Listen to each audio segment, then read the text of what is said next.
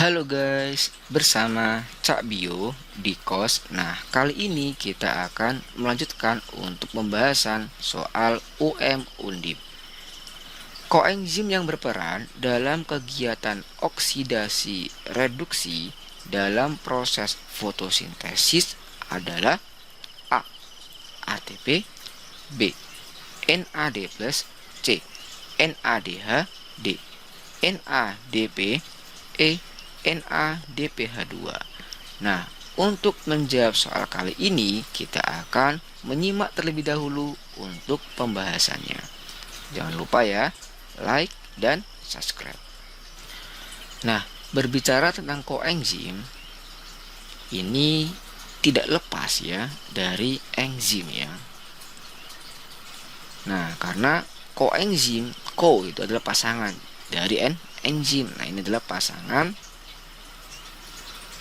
dari enzim itu sendiri ya. Nah, enzim tersusun atas dua bagian. Yang penting ada apoenzim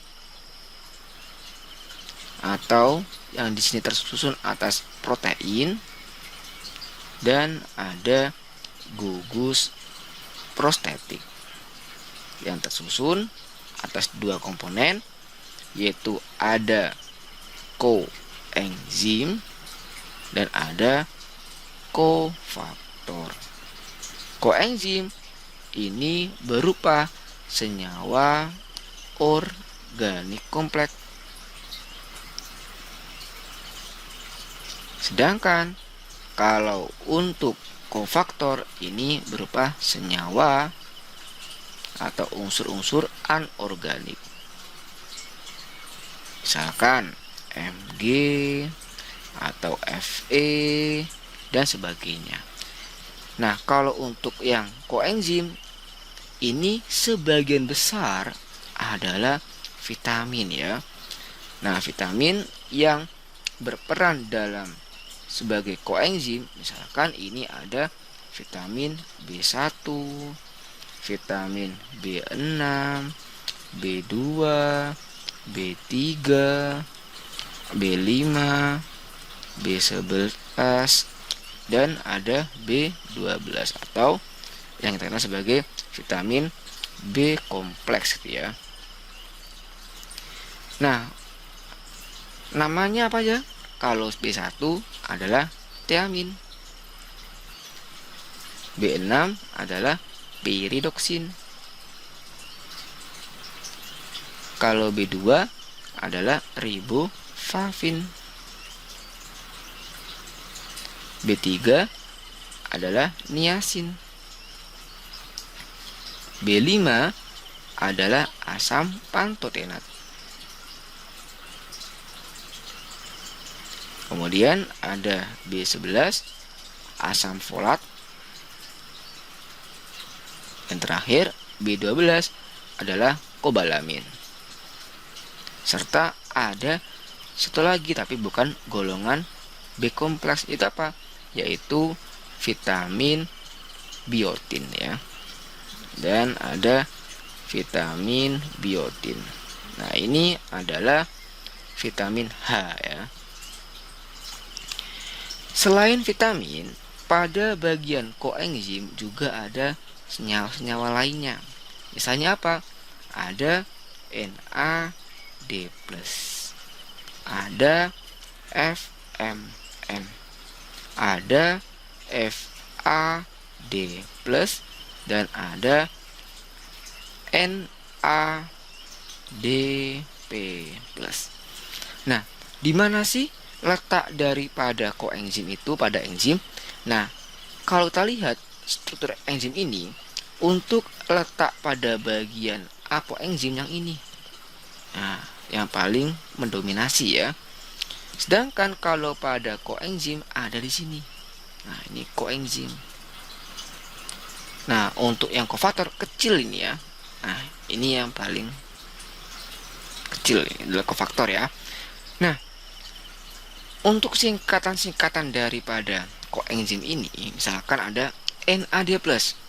Nah, itu apakah? Ini singkatan dari nikotinamid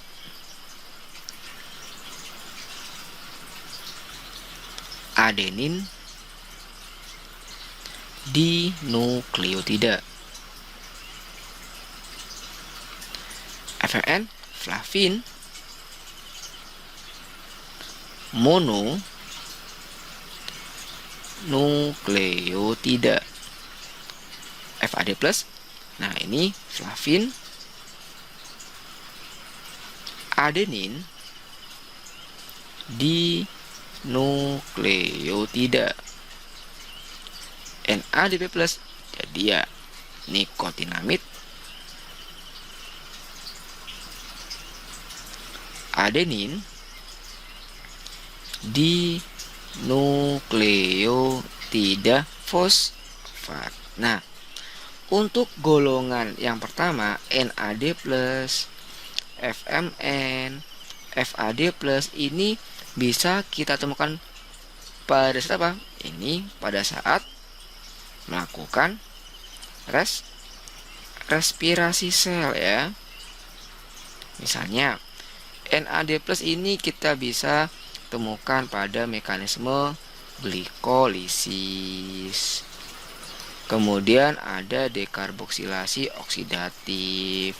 Kemudian ada siklus Krebs sampai pada rantai transport elektron ya, itu ada NADP+. Nah, itu ada NAD+ ya. FMN. Nah, ini adalah kompleks sitokrom pertama yang akan menerima apa? Yang menerima elektron dari pemecahan NADH menjadi NAD+ gitu kan. Nah, ini dia tergolong protein pada bagian membran kristal yang berfungsi dalam rantai transport elektron. Nah, kemudian ada FAD+. Nah, ini kita bisa temukan pada saat siklus Krebs ya. Nah, kalau NADP+ ini fungsinya apa? Nah, ini kita bisa temukan pada saat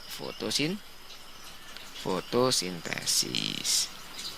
Nah, apa sih fungsi dari semua ini? Sebelum kita membahas fungsi itu semua, kita harus tahu dulu untuk fungsi dari koenzim. Nah, koenzim ini memiliki fungsi untuk memindahkan gugus kimia atau elektron dari satu enzim ke enzim lainnya. Sehingga di sini perannya itu sebagai katalis ya. Nah, perannya sebagai katalis enzim. Misalnya ya, pada saat terjadinya reduksi dari asam pirufat menjadi asetil-CoA.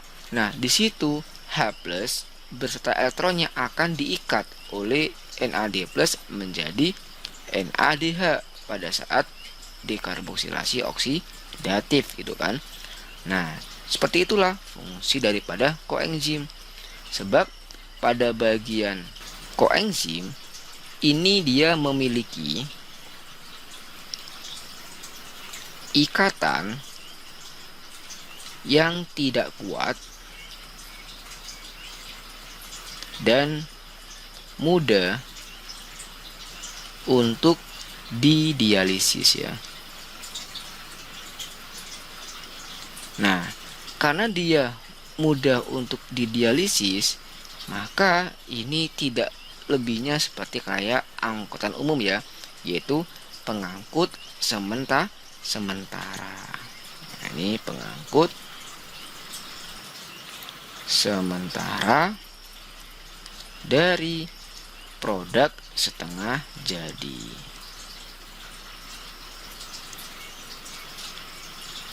Nah, seperti itu ya untuk fungsi atau peran dari koenzim.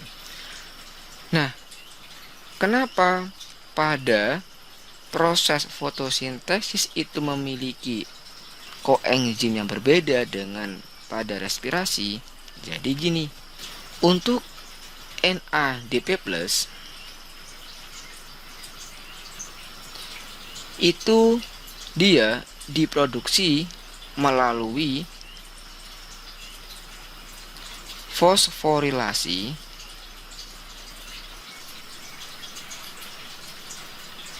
NAD+ yang dikatalis oleh enzim NAD kinase. Sehingga dalam proses untuk produksi NADP+-nya ini akan menarik satu fosfat dari ATP sehingga dia berubah menjadi ADP. Nah, karena adanya fosfat pada kandungan koenzim NADP+, dia bisa mengikat dua hidrogen sekaligus. Berbeda dengan NAD+ yang hanya bisa mengikat satu hidrogen saja gitu kan. Nah, untuk pembentukan NADP+ menjadi NADPH2,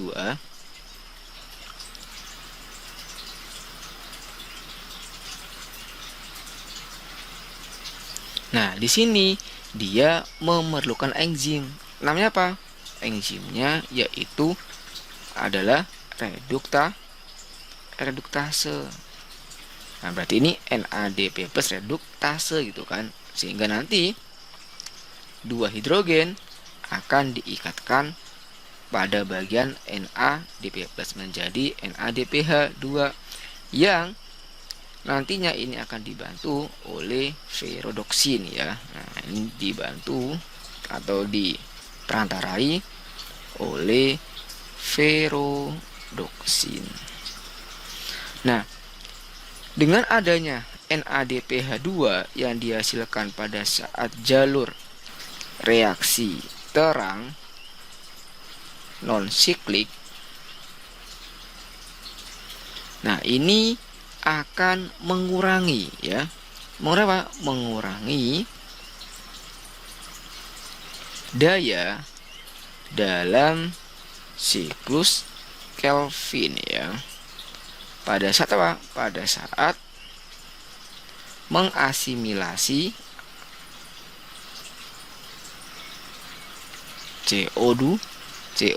Nanti CO2 ini akan diasimilasi menjadi karbohidrat pada saat jalur siklus Kelvin gitu ya. Jadi satu CO2 akan diubah menjadi glukosa. Seperti itu ya.